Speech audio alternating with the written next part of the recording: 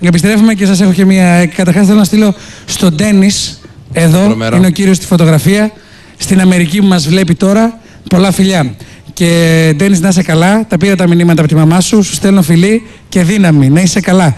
Θέλω στην Αμερική, στην Αυστραλία, στην Ευρώπη, στην Ασία, στην Αφρική. Στην Οκεανία. Που μας βλέπουν, που βλέπουν μέγα κόσμος και βέβαια στέλνουμε μηνύματα σε όλους σας.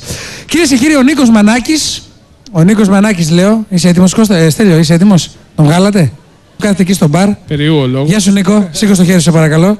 Είναι ένας άνθρωπος που πάρα πολλούς ανθρώπους και πάρα πολλά συγκροτήματα και μουσικούς μέσα από την έμπνευση που είχε και από τα μαγαζιά του στη Θεσσαλονίκη, όπως τους ονειρά μας, πούμε, Ναι. τους έδωσε χρόνο να μπορέσουν να σχεδιάσουν. Αχα. Η επόμενη επιλογή λοιπόν του Νίκου Μανάκη είναι η Encore. Ο Κυριάκος και τα παιδιά. Γεια σου, Κυριάκο. Τι κάνεις, αδερφέ μου? Μια χαρά. Είσαι καλά? Μια χαρά. Έχουμε περάσει ατέλειωτες νύχτες στο Ιντέρνη στη Θεσσαλονίκη. Το χτά πλέον θα περνάμε ατέλειωτες μέρες, μεσημέρια και απογεύματα στη Χαλκιδική, στο Μόλο. Έτσι, μπράβο, ναι. Έτσι. Στο Μόλο, ναι, που και εκεί έχεις έρθει. Θέλω να σου πω ότι περνάμε καταπληκτικά στη Θεσσαλονίκη μαζί σου, ο Κυριάκος και η Encore, και δεν έχω να σου πω τίποτα άλλο. Πες τραγούδια, Κυριάκο. Πες.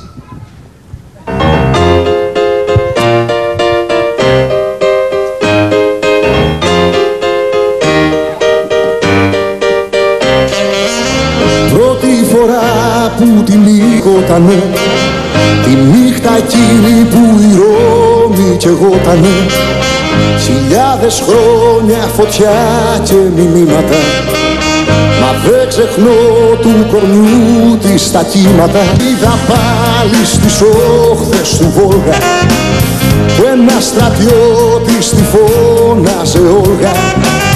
Κάτι ψιθύρισε μέσα στο κρύο που τότε μου ήταν τόσο αστείο. Αν θα μπορούσα τον κόσμο να άλλαζα, θα ξαναέπαθα γαλάζια τη θάλασσα. Κάτι αν μπορούσα τον κόσμο να, θα ξαναέπαθα γαλάζια τη θάλασσα. Στο πάλος νύχτα το όνομά της αφήνει, κρυμμένο κάπου στου Κολόμβου την πρίμη. Το Ισπανοί ξεκινούσαν και για μια άγνωστη μοίρα μεθούσαν. Βρεθήκε κάποια στιγμή στη Γαλλία, πρώτη του Μάη σε μια αγία. Σε λίγο οι φοιτητές θα ξεσπούσαν και μια αλλιώτικη ζωή θα ζητούσαν. Αν θα μπορούσα τον κόσμο να άλλαζα, θα έπαθα γαλάζια τη θάλασσα.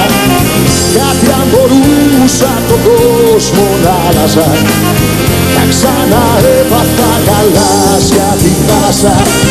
Γιατί αν μπορούσα τον άλλαζα, θα ξαναέπαθα γαλάζια τη θάλασσα.